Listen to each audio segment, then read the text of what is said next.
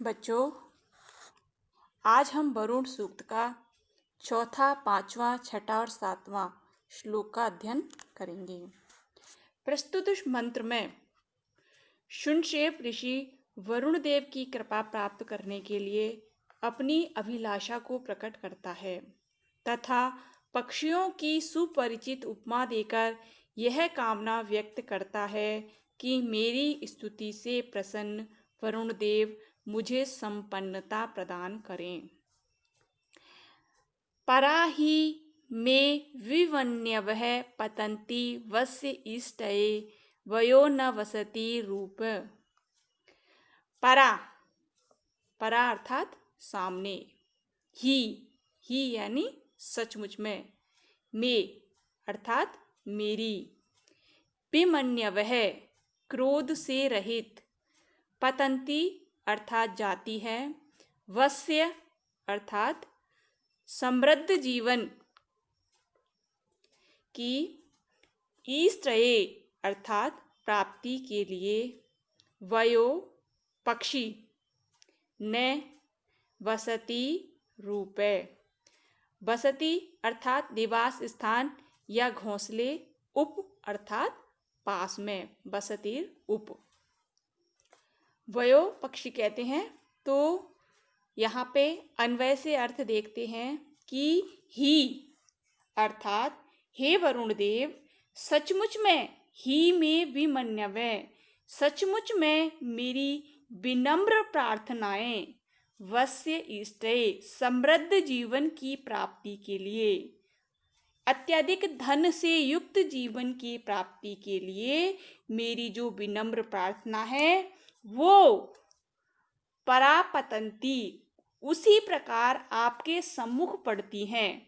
आपके सम्मुख मेरी जो क्रोध रहित प्रार्थना है वो उसी प्रकार से जाती है जैसे न वय वसति उपय, सायकाल के समय पक्षीगण, वय कहते हैं पक्षियों को, तो सायकाल के समय पक्षीगण अपने घोंसलों के लिए तोड़ कर जाते हैं।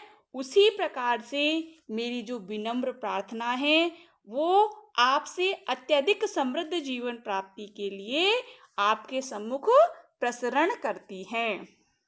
यहाँ कवि शुनशेप के कहने का भावार्थ यह है कि मेरे मन में जब वरुण की भक्ति उदित होती है तब सुखमय जीवन कभी निवृत्त नहीं होता। वह उसी तरह मेरी ओर दौड़कर आता है जैसे सूर्यास्त के समय पक्षी अपने घोंसलों की ओर आते हैं। इस मंत्र में अभीष्ट सिद्धि के लिए स्तोता का प्रार्थनाओं के द्वारा वरुण के पास जाने का वर्णन किया गया है। यहाँ पर भी जो नए शब्द है वो इव या यथा के अर्थ में आया है, अतः यहाँ पर उपमा अलंकार का प्रयोग किया गया है। पाश्चात्य विद्वानों ने विमन्यवः इसका अर्थ स्तुति या प्रार्थना न करके इच्छा या अभिलाषा किया है।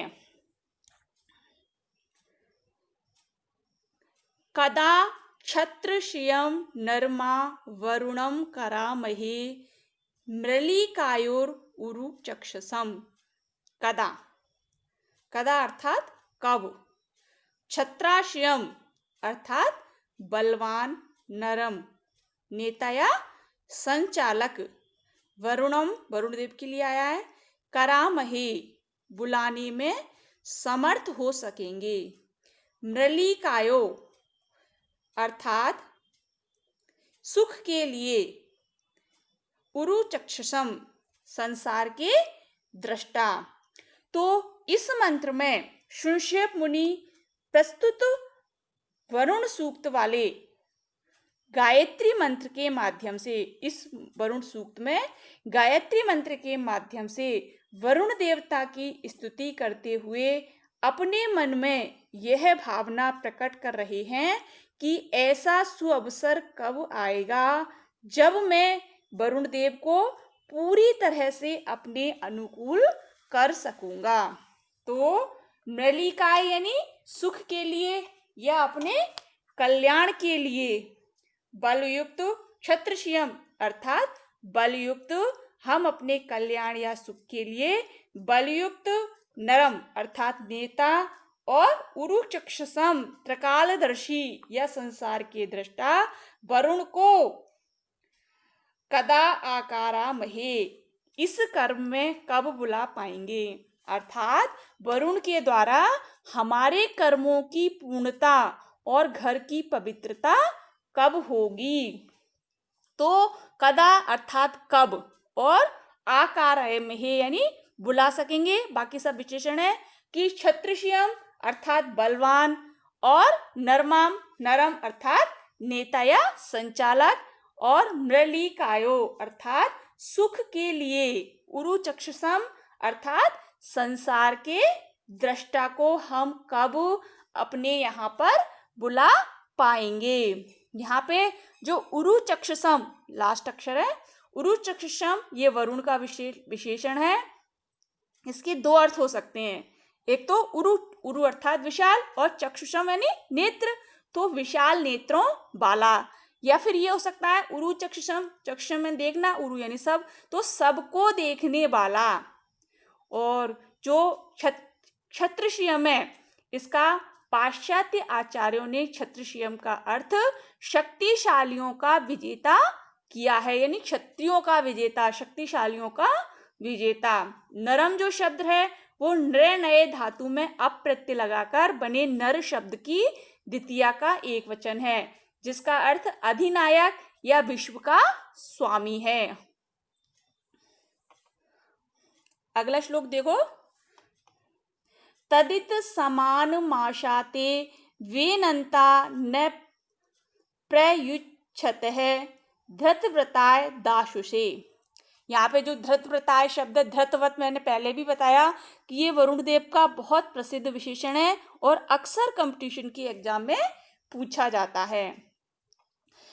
तो ऋग्वेद में उपलब्ध होने वाले वरुण सूक्त के उपर्युक्त मंत्र में शुनह शेप ऋषि मित्र और वरुण नामक दोनों देवताओं की स्तुति कर रहे हैं। यद्यपि इस मंत्र में इन दोनों देवों के नाम का उल्लेख नहीं है, तथापि विशेषण एवं क्रिया के द्विवचन में प्राप्त होने के कारण कर्ता भी द्विवचन का होगा और वह मित्रा वरुण ही हो सकता है, क्योंकि ऋग्वेद में अन्यत्र भी मित्र देवता का वरुण के साथ संकेत उपलब्ध होता है। तो तत् अर्थात उस हविष्यान को इत यानी ही, समानम अर्थात एक जैसे, तत् इत समानम आशाते अर्थात भक्षण करते हैं। कौन भक्षण करते हैं?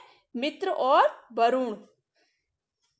वे न अनंता नहीं भला चाहते हुए, वे अनंता अर्थात भला चाहते हुए, न प्रयुच्छतः उपेक्षा करते हैं। धृतव्रताय यज्ञ कर्म करने वाले, दाशु से अर्थात हवि प्रदान करने वाले। तो इसका अर्थ देखेंगे, धृतव्रताय अन्वय से देखो। सबसे पहले वेनन्तौ समानम तत इत आशाते धृतव्रताय दाशुषे न प्रयुच्छतः। शुभ कामना करते हुए, वेनन्तौ शुभ कामना करते हुए, मित्र और वरुण समानम समान रूप से, एक सी तत इत आशाते एक सी ही उस हवि को प्राप्त करते हैं।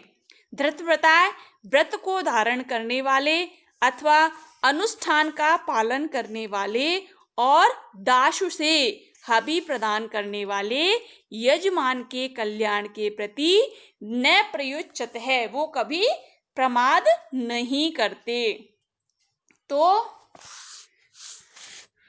तदित समानम आशाते उस हविष्यान को एक जैसे भक्षण करते हैं।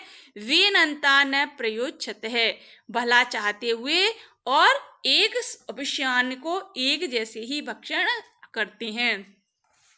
यज्ञ कर्म करने वाले और हवि प्रदान करने वाले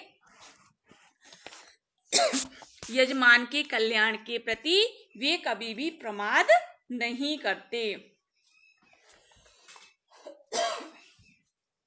धृतव्रताय और दाशुषे ये दोनों विशेषण हैं। जो कि यजमान के लिए प्रयुक्त हुए हैं। ऋग्वेद में केवल यही एक मंत्र ऐसा है। यहाँ धृतवृत्त शब्द भक्त या उपासक के लिए विशेषण के रूप में दिया गया है।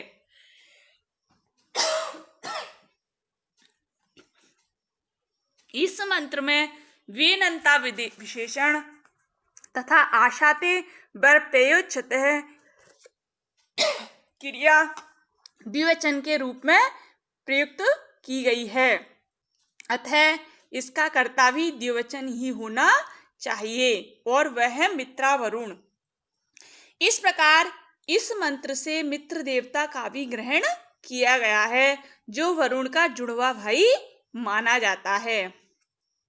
पूरे मंत्र का भाव यह है कि हवि की इच्छा करने वाले मित्र और वरुण निष्ठावान यजमान की साधारण हवि को भी नहीं त्यागते, अर्थात हवि स्वीकार कर उसको अभिष्ट फल देते हैं और उसकी रक्षा करते हैं।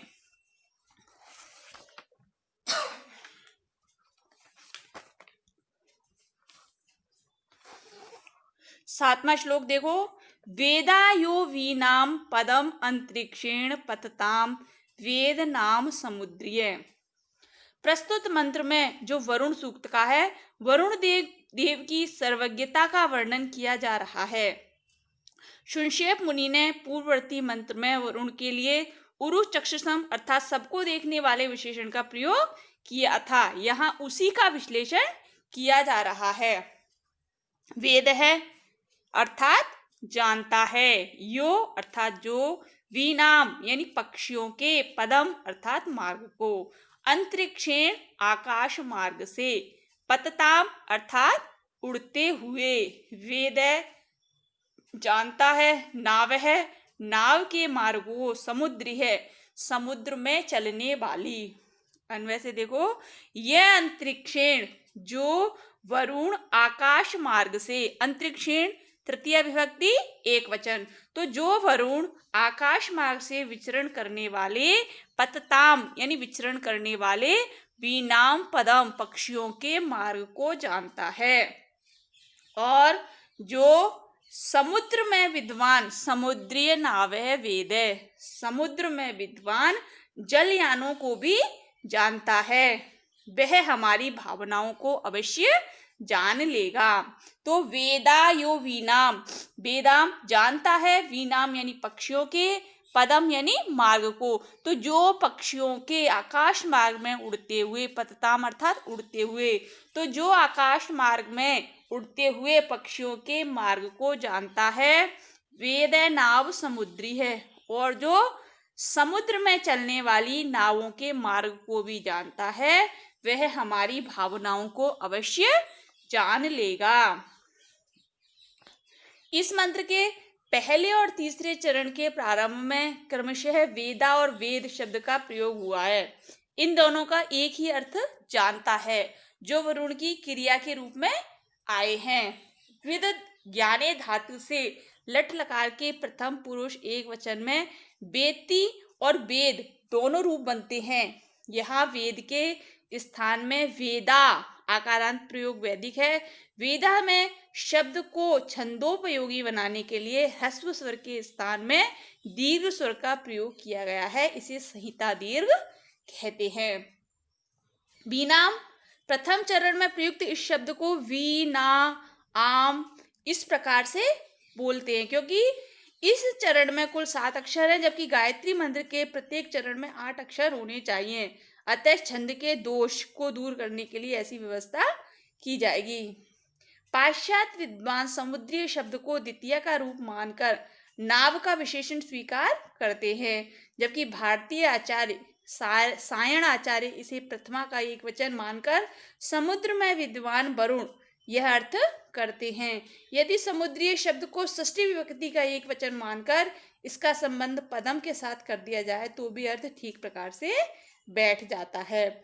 इस मंत्र से यह स्पष्ट ज्ञात होता है कि वैदिक काल में समुद्रों पर नौका या जहाजों का उपयोग भली प्रकार से होता था।